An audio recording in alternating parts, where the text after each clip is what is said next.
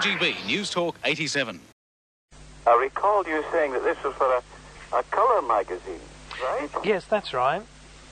And I'm recording it here at work, so I can use the tape to transcribe it. Yes, well, but I hope this will not involve me in a photo session. No, not at all. You're sure? Absolutely. That's something I've given up. You know, I have time. That's no problem at all. No, this will be it. Okay, very good. Fire away. Thank you. I've got to say, first of all, that this is one of the greatest pleasures of my life, and I know that sounds terribly indulgent. My second name, of course, was Horner, and my family come from Yorkshire, from Ripon. I was just going to say, it's a good Yorkshire name. This district is full of Horners.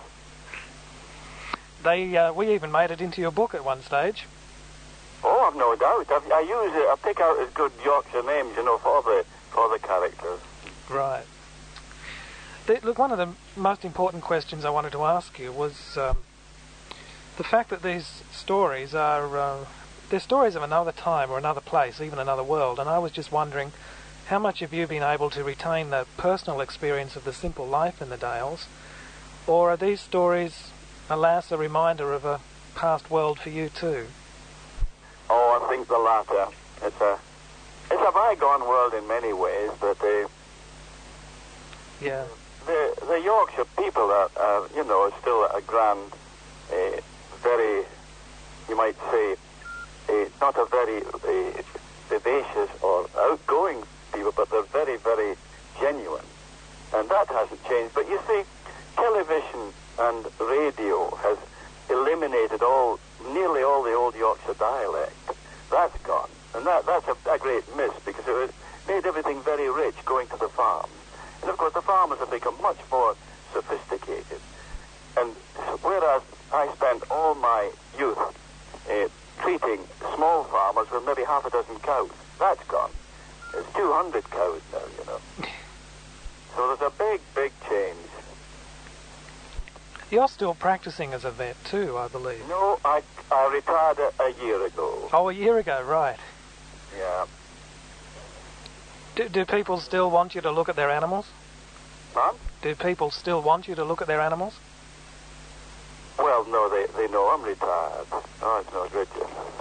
Right. I'm out, but that's all about it. And I was very, very lucky, because I'm 73 now, and I was one of the fortunate people who could gradually slide out, you know.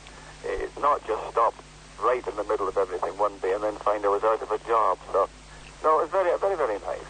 You see, the worst of our job is you accumulate a great deal of expertise in large animal work, but then you're limited by your physical limitations, you see. You're restricted. You can't do these things physically. You can't wrestle with big beasts when you get into your 70s. So that was one of the reasons why I gave up. Right. But you were, when you were young, I believe you were dreaming of doing small animal work. Oh, yes. That was my great dream. In fact, I had the honour of opening the World Small Animal Congress last year in Harrogate, and that is in Yorkshire. And, you know, I made that the sort of theme of my speech, that all I wanted ever to do was to treat dogs and cats. But when I qualified, there was simply no jobs for vets, and I was very, very lucky to land a job. A lot of my friends were working in the Glasgow shipyard, veterinary surgeons. Couldn't get a job in the 30s. And, you know, the age of the Depression. But I got this job in Yorkshire, and of course, as soon as I landed it, I thought, well, this is for me. You know, living in the open air and in beautiful countryside like this, I changed my mind. But I always enjoyed small animal work, which has always remained a sideline with me. These days, you wouldn't have even qualified to get into veterinary college, would you? You didn't have the science subjects. No, I had no scientific subject. I'm a non-scientific bloke, really. And I always was literally minded. My advanced level subjects were English, French, and Latin. They'd never have looked at me now. Isn't it strange how you were dreaming of small animal work and you ended up doing heavy farmyard animal work? It's strange how we never end up doing exactly what we dream of doing, and yet sometimes it turns out to be better. That's right. That's life, isn't it? Yes. The things you you think are important are less important than others. A lot of the things you curse, you look back in retrospect, it was a good thing. No, I bless the day. You see, the worst of small animal work is you're inside. I love dogs and cats more than any other animals, quite frankly. And I've always had a great joy out of treating them. And of recent years, of course, like all large animal practices all over the world, it's come more and more round to small animal work. When I qualified, I would say we're 99% farm work. But now, in that practice, it's 50% small animal. So, I mean, I did see quite a lot of it, and it was very nice. It was always a sideline. But I had the best of it when I look back, because the worst of small animal, you're stuck in operating rooms so much of the time, in consulting rooms. I had little open cars. For 15 years, I drove around the Yorkshire Dales and the countryside in convertible cars. It was lovely. Yes, it would have been glorious. Oh, yes. I noticed that the copyright on one of your earliest books is 1970. Now, that's 37 years after the events that you're talking about. How on earth did you remember the detail of so many stories? Oh, vividly. I've got a terrible memory. I couldn't tell you what happened last week. I mean, a lot of older people are like that. And I didn't start till I was 50, but I could vividly remember everything. In fact, I've produced a lot of the words absolutely verbatim, I think. Oh, yes. Yeah. Well, you know, because you'll find that right yourself, I suppose, maybe another 20 or 30 years, that the events of your beginnings are etched on your mind so vividly you can remember them. Yes. Can I ask you about some of the characters that crop up so frequently in the books? Yes. Granville Bennett. Mm-hmm. Who was he based on? Well, he was... I don't really attach names to people now, but he was based on a great friend, a veterinary surgeon in Darlington. Absolutely true. A larger-than-life character, a wonderful man, brilliant small animal veterinary surgeon. Right. Led me astray every time. Yes, and... Everybody else, don't worry, I wasn't the only victim. Right.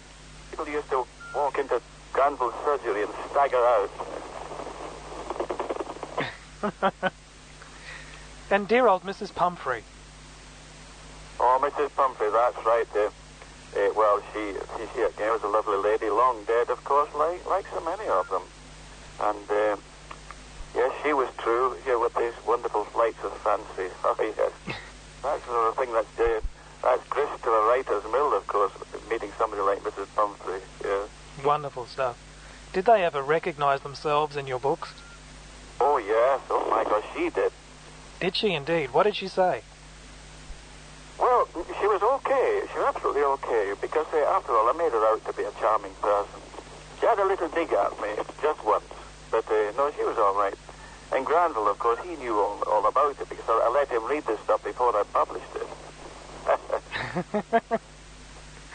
Yes, I can remember Granville. I remember a big man of the ministry, one of the big ministry of agriculture officials, went to visit him there, and he reeled out after the usual 1 hour, and just managed to stagger to his car, locked the car, and staggered down the road to the railway station. He didn't drive, so he was another victim. And what happened to Siegfried? Oh, he's fine. He's just retired. He's stuck on longer than me. He's 79 now, and he's only just retired now. Is that right? Yeah. What's his real name? It's Donald Sinclair. And whereabouts is he living? Is he still in the Dales? Well, you see, I live actually in the Hamilton Hills, which is across the plain of York from the Dales. He lives just about, well, 3/4 of a mile from me now. Is that right? One of the disappointments of the TV series is the fact that we never are introduced to Siegfried's wife. Well, that's right. Well, I think she wanted to keep out of it, and that was it. I see. Right. And not just as my real wife wants to keep out of any publicity, you see. Yes. Were they happy with their treatment in the television series? Well, yes. Oh, I think by and large, yes. They had a laugh about it, you know. Yes. Now, even though the series is based on your writing and it's your story and your experiences, the real star of the show seems to be Siegfried. Have you ever given that a second thought? Well, of course, it all revolves around him, and after all, he's played by Robert Hardy, who's just about the best actor we have, I think. He's the flagship of the TV. He's a brilliant actor. And of course, Siegfried was another larger-than-life character, you see. It all revolves around him. Yes. It's just in passing, there's been a thing that's worried me in the production of the show, and I know you can't fit everything in, but there are several sequences where it shows you wiping a thermometer very, very quickly on a bit of cloth after it's just been taken out of a cow's rectum. And I've always worried, whether there was something contagious on it. In real life, you would have treated it a bit more carefully. Well, we used to clean our thermometers afterwards. You can't do that just in front of a farmer, you know. And also, they can't show everything on the TV. Right. I vet all the scripts before they allow them to be screened. Did you? I used to get hot under the collar on technical points, and I think that's awful, but really, the general public, they aren't worried about these things particularly. No. Tell me about one of the things that you wanted changed in the script. Well, if there's anything I think was going to cause anybody offence, particularly among my colleagues, I scrubbed that. And, of course, I changed an awful lot of technical things which were absurd and couldn't possibly have happened. Because, you see, they have altered my writings an awful lot. The first lot of screenings were very, very close to the books, but then, after they'd exhausted that, they started writing a lot of their own stuff, which I had to vet very carefully. And some of it's okay. Naturally, without being egotistical, I like the stuff that I wrote, but they've done very well. But I had to watch that for technical faults. Yes, right. Do you get feedback from other vets, from your peers, about your fame as a famous vet? Does it worry them? Yes, vets write to me and visit me from all over the world. Oh, yes. Do they? See, I get a lot of visitors at my surgery. I still go down there for that person to see them every Friday, because they used to come after the surgery nearly every day, hundreds of them, from all over the world. A lot of Aussies, too, my gosh. I was always glad to see them, even though they walloped us at cricket last time. Now, look, I've also heard that you're paying an inordinate amount of tax on the royalties that you earn from the stories. Oh, I did, yeah. 83%. From being a rich man.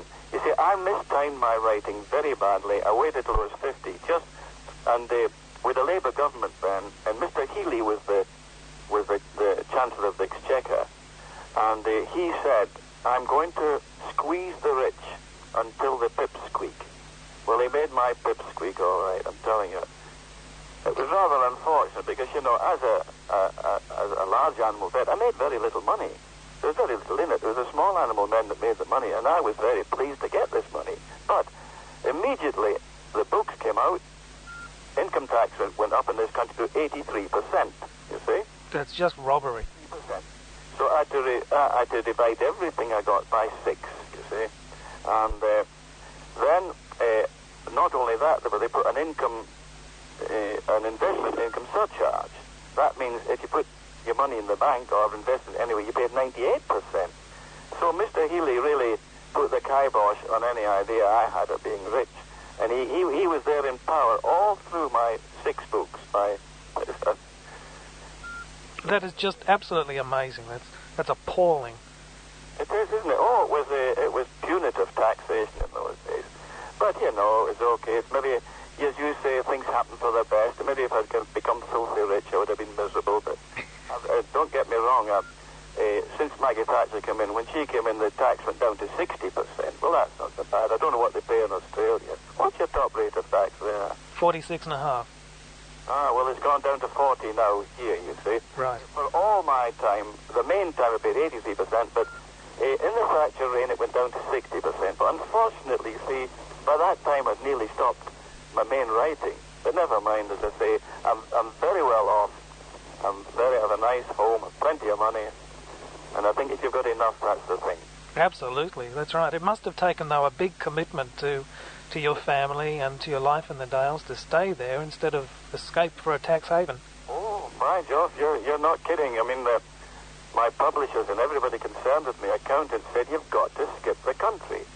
Because almost all other successful veterinary surgeons, once they hit the jackpot, they were off to a tax haven straight away. You see, and they actually had me fixed up to go to Jersey, where I think the tax is about 16% or so, maybe even 10%, or the Isle of Man. Well, I went to Jersey, and it's a lovely little island, and I said my wife would like to live here all the time, but we couldn't do it, you know. Leave your family, you know, and my mother was alive in those days in Glasgow. I mean, that's not success to me, to bury yourself away just to get rich. That's right. I said, no, thank you, and I gave Mr. Healy all the money. Good on you. My family watched the show. We watch reruns of the show every Saturday night. We watch 2 or 3 episodes, and we laugh at. That's nice. We laugh at the scales of money that are talked about. I mean, you buy a car for a few pounds. It's just absolutely amazing. Yeah. Well, my first car in practice cost £4, I remember. It was some car too. Where are the joys for you of life in Yorkshire at the moment? Are they revolving around your family perhaps more than anything else? Oh, absolutely. That's number one thing. I mean, I've got 4 grandchildren and 2 wonderful children. I mean, I'm very, very lucky. My God, yes. That is the number one thing with me, you know. My wife and I were happy together, and we're a great family, and we see a lot of them, and they all live round about us. Oh, yes, that's what it's all about. Everything else comes a long way down. Yes. How old are the grandchildren? Well, the eldest is 15, and then there's one at 13, and then 10, 8. That's right. I think that's it. Right. And were they aware of your position as a writer early in their life, or not? Well, earlier, I suppose they did. Well, yes, they would be. They would be aware. But, you know, little kids don't bother with these things. Sure. They're more aware of me as a playmate than as an author. And, right. They're rather amused at the whole sort of thing, you know. I believe that the rest of the Dale, the people in Yorkshire, many of them have an awful lot to be grateful to you for. I believe you bring in something like $15 million of tourist money every year. Oh, aye, there's no doubt about that. Of course, I get blamed for this, you know. And, you know, at first they said, oh, gosh, thank heavens, he's put us on the map, and everybody did bed and breakfast, and the restaurants went like a bomb. And, of course, they're still doing that. Now, I'm no doubt they're pleased, but there's a certain substratum of opinions that says, Gus Herriot, you know, he's ruined the Dales. But that's a bit hard, really, because I was just hearing the other day great places like Bath and Cambridge in our country and all of Scotland. I mean, they're overrun with tourists, too. It's not all my fault. Do they treat you like a star? Oh, no.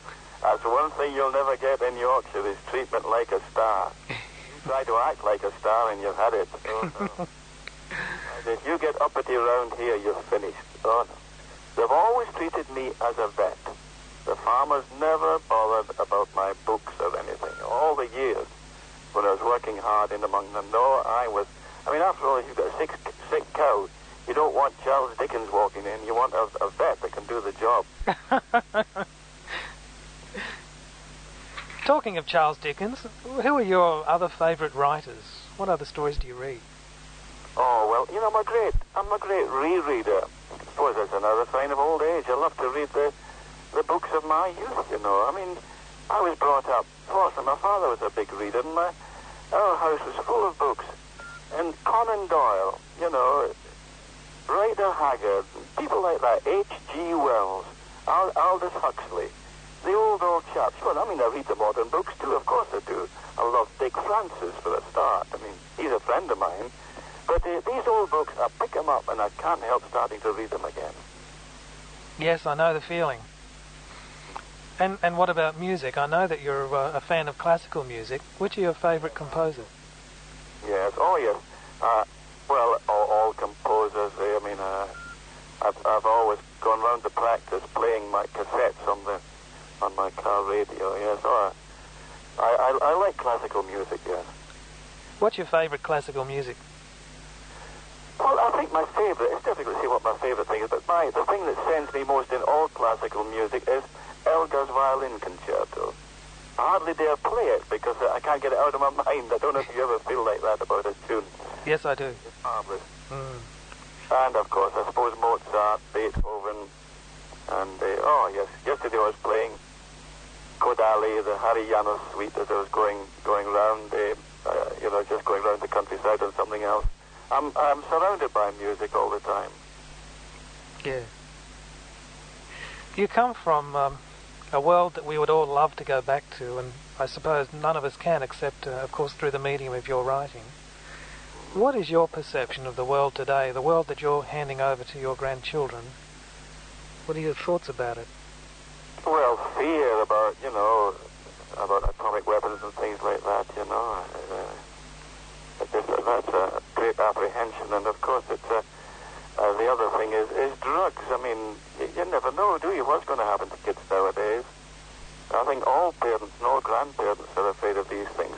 Of course, here in the country, they live a very wholesome life and this sort of thing, and it's hardly spoken about really here, but they'll all go off to universities, and you wonder about that sort of thing. Yeah. What are the greatest losses, do you think, from Yorkshire of the 30s up to Yorkshire of the 90s? Well, I suppose the gentle pace of life, you know, the quiet, sort of serene life that the small farmer seemed to lead. You know, he didn't have to go belting on, shoving milking machines onto 200 cows every morning and every night, you know. He seemed to just potter on, and with his few cows, a few pigs, and his wife kept about 50 hens, you know, and she that was called the farmer's wife's bank book, you know, the hens, and she would, you know, keep herself going on that sort of thing. But what good of 50 hens? Never. All this is gone. Things have got very, very quick, and of course the roads are very, very busy. That is a difference. There's very, very few cars around. Yeah. Did you go and see a lot of films when you were practicing as a vet back in the 30s and 40s? Oh, yes. Well, Thursday has always been my half day. We used to go to Harrogate, my wife and I. We always used to go to the cinema. Oh, yes. What film do you remember seeing? Oh, well, I used to love the old Humphrey Bogart films and these, you know, things like that. Well, all the films of the 30s, 40s, 50s, yes. Oh, it was great. Much, much better, I may say, than the films today, I think. Yes, what films have you seen recently? Well, I haven't been to the cinema for years, I'm afraid. Oh, really? Yeah. I see films on the screen, but I'm very tempted to sit up late and see these old films, you know. Yes. I think they're so good. The old, there's a real story about them. Half of the modern films, I don't think anybody knows what they're about. That's right. Yeah. Are you doing any more writing? Are we going to see any more stories? Well, I think so one day, yes, because I stopped completely. I was under terrible pressure, you know, hundreds of people coming to the surgery, bombarded with the, you know, mail and requests for interviews, which I acceded to for many years. And I used to go public speaking and all that sort of thing, because I read a little book that said if you want to get on in your authorship, you've got to pass up no chance of showing yourself. Yeah. But suddenly it all became sour with me. I didn't want to do any more. I've given up public appearances, public speaking, and interviews. As I said yesterday, this is one of the, a one-off over the years now. I've do very, very little in that way. Well, look, I really look forward to getting hold of your latest book. Well, oh yes, I was going on to say that I'd given up the whole thing and said I'll never write any more books or all this will start again. Shown very little sign of diminishing, you see, the pressure I'm under. So after not putting pen to paper for a long time, I started doing a bit because I enjoy it, for my own pleasure. It's become a bit of a chore, but I do a bit purely and simply for my own pleasure. The publishers would like me very much to produce another big book, you see. And of course, I bring out a children's book every year. I don't know if you know that. Yes, I do. My son has them at home. There's a very nice little children's book out every year, and they do very well, and I get lots of nice letters from children all over the world about that. But one of these days, unless I walk under a bus or something like that, there'll be another book arrive, but it will be at my own time. I'm having no deadlines, no promises, no contracts. So that's the position. It's great just to do as you please. That's a wonderful position to be in, isn't it? Yes, it is. It's great, I'm telling you. When you used to go around on your rounds with Jimmy and Rosie, what sort of things did you talk to them about? Oh, well, natural history a lot, you see. I'm no great expert, but they were, and they still are. In the country, we used to go around and seeing what they were recognizing the birds, recognizing the flowers, even the grasses and the trees. I used to love that. And of course, we talked a lot about sport, too. I'm a sports nut, and the result that both of my kids are, is that I think an interest in sport is a great addition to human happiness. And they're both very keen on that sort of thing. Yes, of course. Being a man of the land, too. Sorry? I'm sorry, what were you saying? I was just going to say that, of course, we talked about the cases because they were both fascinated by my job. Absolutely fascinated. And they used to come in and watch, and we used to talk a lot about what I'd done this for and why and all this sort of thing, and what the prognosis of each case was. With the result that Jimmy is now in charge of my practice, my ex-practice, you see. He's the veterinary surgeon of 20-odd years' experience. And Rosie, I don't know whether I did right or wrong, but I did an awful job stopping her from becoming a vet, too. Did you indeed? It's such a stinking, awful, rough job, aside from its charms, that I just couldn't, bring myself to think of my little girl doing these things. Now, I believe she ended up doctoring humans instead. Oh, she's a doctor now. And also, when I look around me, we've had 2 girls assistant in the practice, excellent veterinary surgeons. And I think the profession is about 50% women now. Is that right? Less rough now. There's all sorts of means of restraint for these big animals, better injections, better methods and everything like that. So maybe I did the wrong thing, but she's happy as a doctor. Yes, yeah. Being a man of the land, too, in many ways, did you pass on a faith in God to your children? Me? Yeah. Well, that's a bit of an embarrassing question. I'm not very religious, I'm afraid. Are you? Not religious. I suppose I'm a Christian, but I... Well, that's right. You said it. I try to pass on the Christian ethic to my children. Yes. I believe in Christianity, but I'm not an active religious person. I don't go a lot to church, or I'm afraid people castigate me for that. Letters from the American Bible Belt about that. Oh, do you? Because I say, oh my God, in some of the, I conversationally in some of my books, this arouses their ire. Oh dear, they got nothing better to criticize, huh? Well, that's right. Also, my obsession with drink, I get some letters about that, Oh. I've written about getting pie-eyed with Granville Bennett. I'm not a drinker, all right. Dear, I wish we could share a drink now, but it's a little bit far. Well, that'd be very nice, wouldn't it? Can you tell me what happened to Tristan? Oh, he died. Did he really? What happened? Well, I'll tell you, first of all, he got married and he had three girls, and he retired. He went into the ministry. He was a very clever man, you know, Tristan. He went into the Ministry of Agriculture, and he rose to be the veterinary officer in charge, what they call a divisional veterinary officer in charge of a big research laboratory. And he was that when he retired. He retired many years ago, and I've met him every week. Our friendship never lessened, and I saw him every week, and he and his wife and my wife went out in a lovely foursome.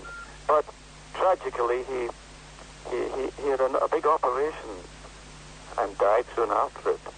A circulatory thing in his legs. And I miss him terribly. That's very disappointing to hear that. How long ago did that happen? Oh, a year, 2 years gone Christmas. Oh, that's quite recent then. Well, was it a year gone Christmas? A year gone Christmas. Yes, a year gone Christmas, that's right. And a strange thing was that Callum, you know, the other chap. Yes. Have you come across Callum? I certainly have. Callum and Deirdre, yeah. Well, he was a real man called Brian Nettleton, and he was killed just about the same week as Brian died. Isn't that strange? Isn't that strange? In Canada, because he went to Papua New Guinea after going to Canada. He left here to go to Nova Scotia, but he kept the connection with Canada, and he was driving to meet his wife at the airport, and he was killed in a car smash. So this is a terrible thing. I lost these two good friends. Oh, that's so sad.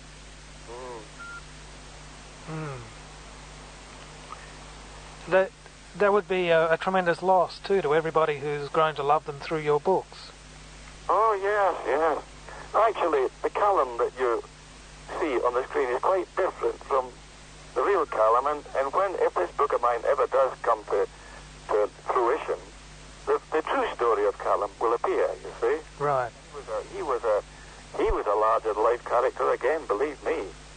But they changed it all in the TV, and I let them go on, because after all, they've got to translate my words into a visual medium, and I know they have difficulties. Yes, that's right, of course. Yeah. Well, look, I have taken up a lot of your time. Well, it's been very nice. I really have loved. I was wondering if I could I ask a couple of favours of you, simple ones? I was wondering if I could put on this microphone and get you to record a couple of words just for my radio show. If I could get you to... What sort of words? Well, it's what we call an ID. All you have to do is say something like this. Hello, this is James Herriot, coming to you from Darrowby in the Yorkshire Dales, and you're listening to Ian Horner's Film and Video View. Ian Horner's Film and Video View. Yes, and at the end of it, I was going to suggest you could say something like, oh, and Tricky Woo sends his love too. No, I better not do that.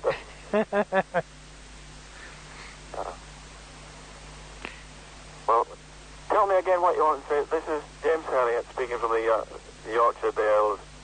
And you're listening to Ian Horner's Film and Video View. And you are listening to Ian Horner's... Film and Video View. Film and Video View. That's right.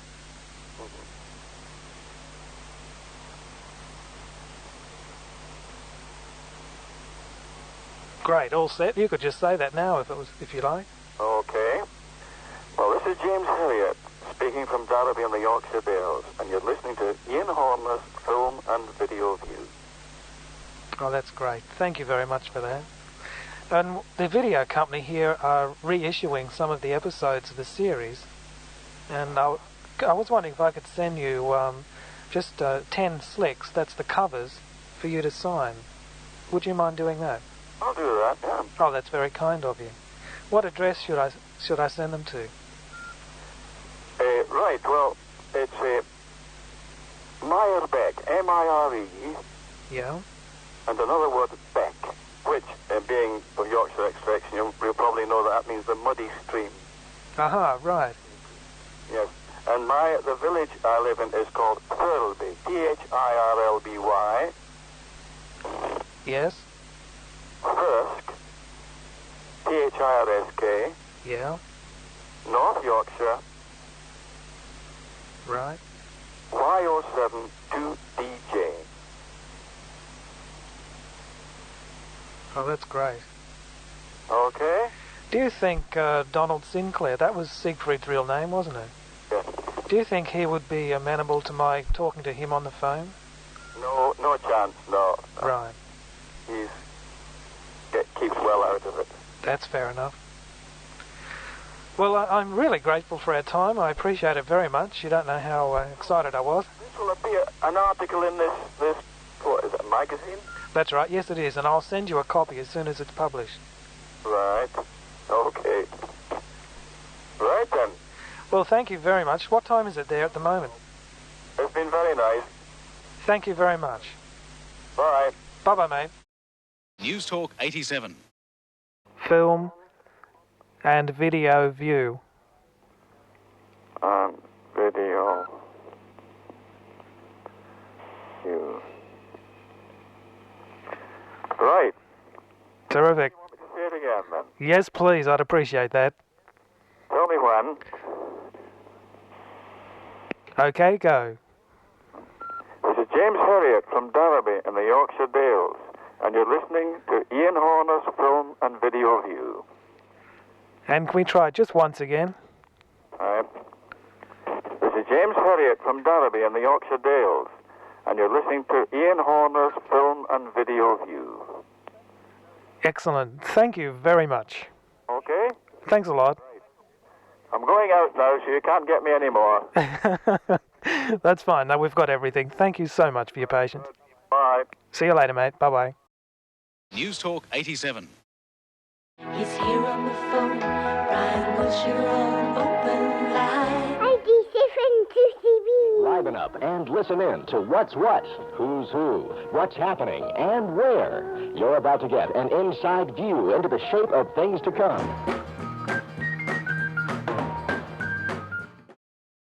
News Talk 87.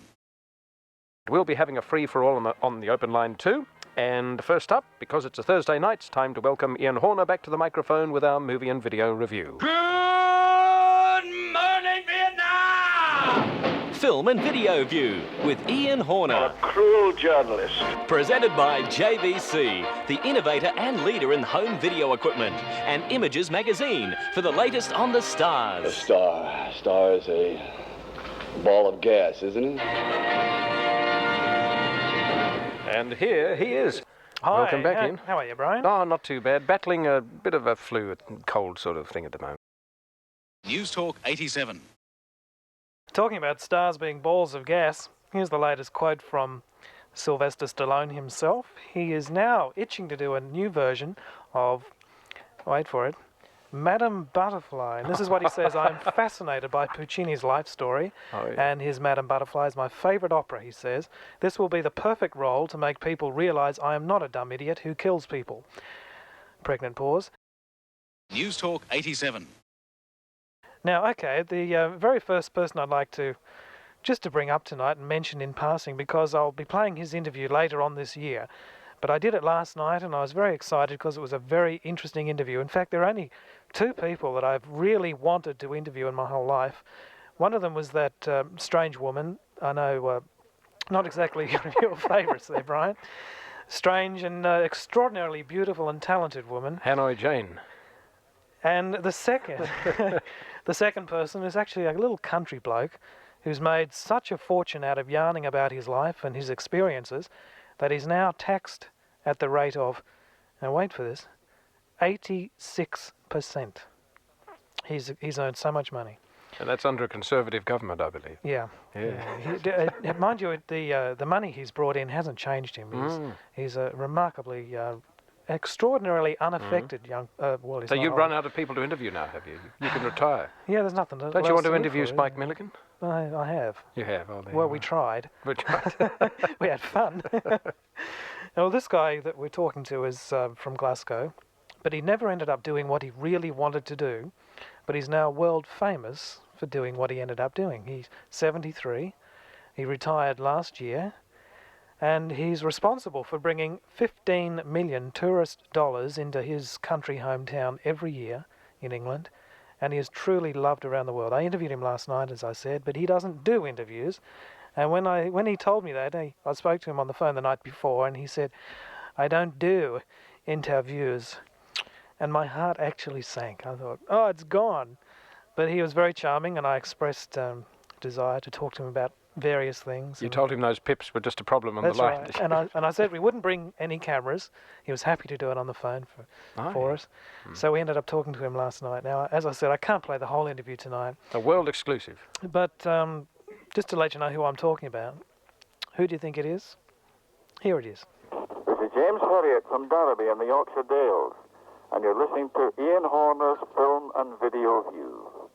Well, there you go. That's him, yes. He got it wrong too. It's review, not view. We'll have to do it again. We changed. Actually, for those of you who do know him and know the show, All Creatures Great and Small, if you know the show and you know of his writing, you will be enamoured of the man and his wonderful method of storytelling.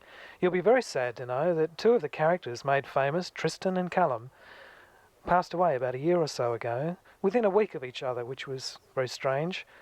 And that's indeed sad news for those who love the show. In fact, the situation was that Tristan had an operation that he never recovered, a very serious one. These are the actors, the real people? No, these are the real people that the roles are based on. I see. That's right. And Callum was killed within a week in a very nasty road smash, which is very sad. Australia's best content, the nation's #1. 2GB 873.